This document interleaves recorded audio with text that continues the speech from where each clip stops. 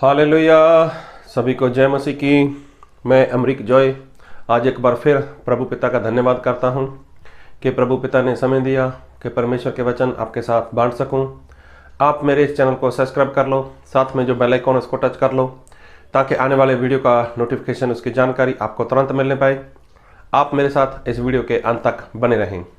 तो वीडियो पसंद आए इसको शेयर करना, कमेंट करना, लाइक करना। नहीं पसंद आए तो कोई बात नहीं, आप इसको डिसलाइक करना, पर वीडियो को पूरा देखना। जैसा कि आज मैं एक बार फिर परमेश्वर के वचन आपके साथ बांटना चाहता हूं और बात को बहुत ध्यान से सुनना। जब प्रभु यीशु मसीह इस धरती के ऊपर थे, तब प्रभु यीशु मसीह जो जीवन जी रहे थे, जिस तरह से प्रभु यीशु मसीह पिता परमेश्वर की आज्ञा को मानते थे और प्रभु यीशु मसीह के जीवन से और कुछ ज़्यादा नहीं, लेकिन उस समय के जो शास्त्री लोग थे, जो फरीसी लोग थे, वो बहुत बहुत बहुत परेशान हो चुके थे। तो प्रभु यीशु मसीह ऐसा जीवन क्यों जी रहे हैं? प्रभु यीशु मसीह क्यों ऐसा लोगों को सिखाते हैं? और क्यों प्रभु यीशु मसीह फरीसी लोगों को और शास्त्री लोगों को वो मुंह पर उनको सच्चाई बोल देते हैं? तो इन बातों से उन लोगों को बहुत तकलीफ थी। इन बातों से वो लोग प्रभु यीशु मसीह से बहुत परेशान हो चुके थे। तो प्रभु यीशु मसीह जब भी बात करते थे तो प्रभु यीशु मसीह कभी भी किसी की शर्म नहीं रखते थे, लेकिन जो सच था, सच प्रभु यीशु मसीह सबके मुंह पर, सभी के सामने उनको बोल देते थे।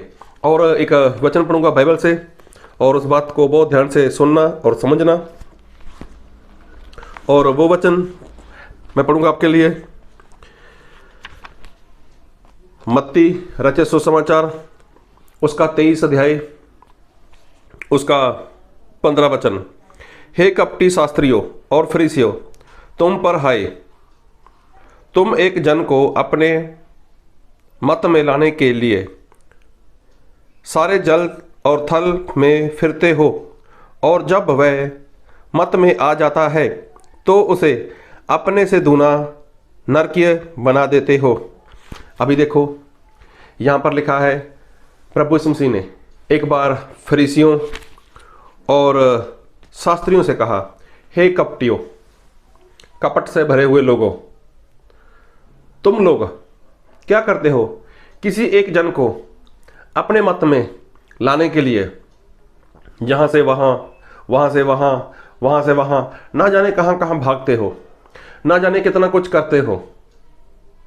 और क्यों करते हो? क्योंकि उसको तुम लोग अपने मत में लाना चाहते हो, अपने उस जगह पर लेकर आना चाहते हो, उस सभा में लेकर आना चाहते हो जहाँ पर तुम लोग हो, और तुम करते हो। लेकिन जब वो तुम्हारे बीच में आ जाता है तो तुम क्या करते हो? उसको अपने से 2 गुना नरकीय बना देते हो। मतलब उसको ऐसा कुछ करते हो उसके साथ कि वो नरक में तो जाने वाला था ही, लेकिन अभी कुछ तुम्हारे पास आकर वो 2 गुना दूना नरक की सजा का हकदार हो जाता है। तो ऐसा क्या करते थे वो लोग, जिसे प्रभु यीशु मसीह ने शास्त्रियों को, फरीसियों को बोला कि कपटियों, अफसोस है तुम पर, हाय है तुम पर। ऐसा क्यों बोला? क्योंकि बाइबल में लिखा है कि प्रभु यीशु का लहू इंसान को सारे पाप से शुद्ध करता है। जी, बात को ध्यान से सुनना। प्रभु यीशु का लहू इंसान को सारे पाप से शुद्ध करता है, और जो इंसान है वो शुद्ध हो गया। प्रभु यीशु मसीह ने जब वो मुर्दों में से जिंदा हुए थे, प्रभु यीशु मसीह जब स्वर्ग में जाने वाले थे, तब प्रभु यीशु मसीह ने अपने चेलों को यही बोला था कि सारे देशवासियों को मेरे चेले बनाओ, उनको पिता, पुत्र, पवित्र आत्मा के नाम से बपतिस्मा दो, और आगे लिखा है उनको सिखाओ जो बातें मैंने कही हैं, जो बातें मैंने तुम्हें बताई हैं, उनको मानना सिखाओ, उसकी आज्ञाकारी करना उन लोगों को सिखाओ जो लोग बपतिस्मा लेते हैं। अभी बात को ध्यान से सुनना। ये बात तो प्रभु यीशु मसीह चाहते हैं कि इंसान उसको सिखाए। जो इंसान पश्चाताप करता है, जो इंसान तौबा करता है, बपतिस्मा लेता है, तो वो क्या होता है? वो शुद्ध हो जाता है। शुद्ध हो गया मतलब वो कोरा कागज बन गया। अब कोरा कागज, तो कोरे कागज के ऊपर अभी कुछ लिखना होता है। कोरा कागज समझते हो ना आप बाजार में या कहीं भी ऐसी दुकान पर जाओ तो वहाँ से आप एक नोटबुक लेते हो, तो नोटबुक में जो कागज रहते हैं वो सभी क्या होते हैं, वो साफ होते हैं। अभी आपने उसको खरीदा है, उसके ऊपर आप कुछ भी लिखो, वो आपकी मर्जी। क्यों? क्योंकि वो कोरा है, कोरा कागज है। तो इंसान जब मसीह के पास आता है उसको पापों की क्षमा मिल जाती है। अभी प्रभु से बोला कि उनको सिखाओ, मतलब वो कोरे कागज हैं, मैंने अपने लहू से उनको शुद्ध कर दिया। तो उनको सिखाना क्या है? मेरी आज्ञा मानना सिखाओ, उनको मेरी आज्ञा के बारे में बताओ। लेकिन अभी वो कोरा कागज है। तो जो ऐसे शास्त्री लोग थे, जो ऐसे फरीसी लोग थे, तो वो सिखाते क्या थे? और उनको सिखाना क्या चाहिए था? उनको सिखाना चाहिए था परमेश्वर की आज्ञाकारी। उनको सिखाना चाहिए था कि अपने जान से ज़्यादा, अपनी बुद्धि से ज़्यादा, अपने बल से ज़्यादा, सारी बातों को छोड़कर अपने प्रभु परमेश्वर से क्या कर? तू प्यार कर और अपने पड़ोसी से प्रेम कर। ये बातें उनको सिखानी थी। लेकिन ये जो शास्त्री लोग थे, ये जो फरीसी लोग थे, ये लोग क्या सिखा रहे थे? और क्यों प्रभु यीशु ने उनको ऐसा बोला कि हाय तुम पर, अफसोस है तुम पर, तुम लोग कपटी हो, धिक्कार है तुम पर।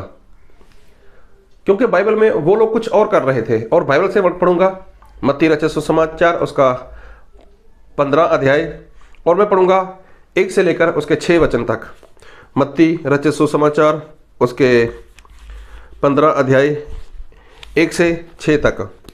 तब यरूशलेम से कुछ फरीसी और शास्त्री यीशु के पास आकर कहने लगे, तेरे चेले पूर्वजों की परंपराओं को क्यों टालते हैं कि बिना हाथ धोए रोटी खाते हैं? उसने उनको उत्तर दिया, तुम भी अपनी परंपराओं के कारण क्यों परमेश्वर की आज्ञा टालते हो? क्योंकि परमेश्वर ने कहा है, अपने पिता और अपनी माता का आदर करना, और जो कोई पिता या माता को बुरा कहे वह मार डाला जाए। पर तुम कहते हो कि यदि कोई अपने पिता या माता से कहे, जो कुछ तुझे मुझ से लाभ पहुंच सकता था वह परमेश्वर को भेंट चढ़ाया जा चुका, तो वह अपने पिता का आदर ना करे। इस प्रकार तुमने अपनी परंपरा के कारण परमेश्वर का वचन टाल दिया। अभी देखो, ये पुराने नियम में मूसा ने परमेश्वर से आज्ञा लेकर दी थी इजराइल प्रजा को। लेकिन अभी चलते चलते इन लोगों ने क्या किया? उसमें फरीसी लोग और शास्त्री लोग प्रभु यीशु मसीह के पास आ गए। एक बार उन्होंने बोला, प्रभु आपके चेले कैसे हैं? वो बिना हाथ धोए रोटी खाते हैं। तो हमारे जो पूर्वज लोग थे तो उन्होंने तो ऐसा बोल रखा था कि जब भी खाना खाओ हाथ धोकर खाना खाओ। लेकिन आपके चेले इस बात को वो नहीं मानते। तो प्रभु यीशु मसीह ने उनको बोल दिया, डांट दिया उनको कि तुम लोगों ने ये परंपरा बना रखी है। क्या बाइबल में कहीं पर ऐसा लिखा है कि आप हाथ धोकर खाना खाओ? फिर प्रभु यीशु मसीह ने उनको बोला, तुम अपनी ऐसी परंपराओं के आगे लाकर, अपनी परंपराओं को मनवाकर लोगों को ऐसा सिखाते हो, जबकि बाइबल में ऐसा लिखा है कि तुम अपने माँ बाप का, अपने माता पिता का सम्मान कर, उनको आदर दे। लेकिन तुम लोगों ने क्या बोला है? अरे कोई बात नहीं, माँ बाप का आदर होता है तो ठीक, नहीं होता तो भी ठीक। लेकिन पुराने नियम में लिखा था, जो कोई अपने माँ बाप का सम्मान नहीं करता उसको पत्थर मार मार के मार दो। लेकिन तुम लोगों ने बोल दिया, कोई बात नहीं, माँ बाप का आदर नहीं करना चाहते ना, तो ऐसा करो, तुम्हारे पास जो पैसा है, जो पैसा तुम अपने माता पिता के ऊपर खर्च करने वाले थे, वो पैसा तुम लोग हमारे पास लेकर आओ। हम उसके पैसे से हम परमेश्वर के लिए कुछ करेंगे, और बदले में उसके बाद आप अपने माँ बाप का सम्मान करो, उनका आदर करो या ना करो। यदि आपके माँ बाप आपको पूछते हैं कि हमारा सम्मान कहाँ, तब उनको बोल देना, जो पैसा मैं आपके ऊपर खर्च करने वाला था, या जिस पैसे के साथ मैं आपका कुछ करने वाला था, वो तो पैसा मैंने परमेश्वर के नाम में खर्च कर दिया, अभी मुझे ज़रूरत नहीं है। कि आपका मैं सम्मान करूं। तो ये बातें इन लोगों ने ऐसे लोगों को सिखाई हुई थी। यकीनन अगर सिखाई थी तो लोग मानते भी होंगे ना ये बातें। तो प्रभु यीशु मसीह ने उनको बोला, क्या बोला था, फिर वचन पढ़ूंगा। हे कपटी शास्त्रियों और फरीसियों, तुम पर हाय। देखो, तुम पर हाय, अफसोस, धिक्कार है तुम पर कि तुम लोग ऐसा करते हो। एक इंसान को, मतलब तुम लोग क्या करते हो,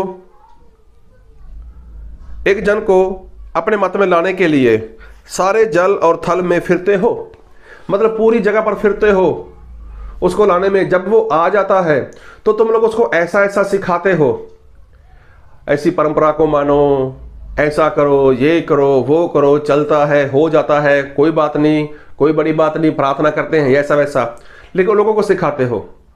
लेकिन उसको जब ऐसा सिखाते हो तो वो आपकी वजह से क्या हो गया, नरक का दूना हिस्सेदार हो गया। इसलिए प्रभु यीशु ने उनको बोला कि धिक्कार है तुम पर, हाय तुम पर, अफसोस तुम पर कि तुम ऐसा करते हो, शास्त्रियों को, फरीसियों को। और फरीसी लोग क्या सिखाते थे, शास्त्री लोग क्या सिखाते, और आज के पास्टर लोग, आज के सेवक लोग क्या सिखाते हैं, वो हमारी भेड़ नहीं है, वो दूसरे पास्टर की भेड़ है, तू उस पास्टर के पास मत जाना, वो पास्टर ऐसा है, वो पास्टर वैसा है, उसकी चर्च में मत आना।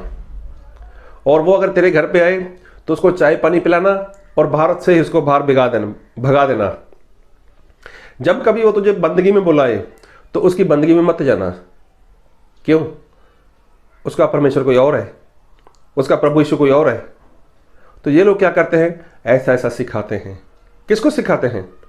जिसको वो अपने मत में लेकर आए तो उसको बपतिस्मा भी दे दिया, और बाइबल में लिखा है कि प्रभु यीशु का लहू सारे पाप से शुद्ध करता है। तो जब इंसान शुद्ध हो जाता है, मतलब वो कोरा कागज हो गया।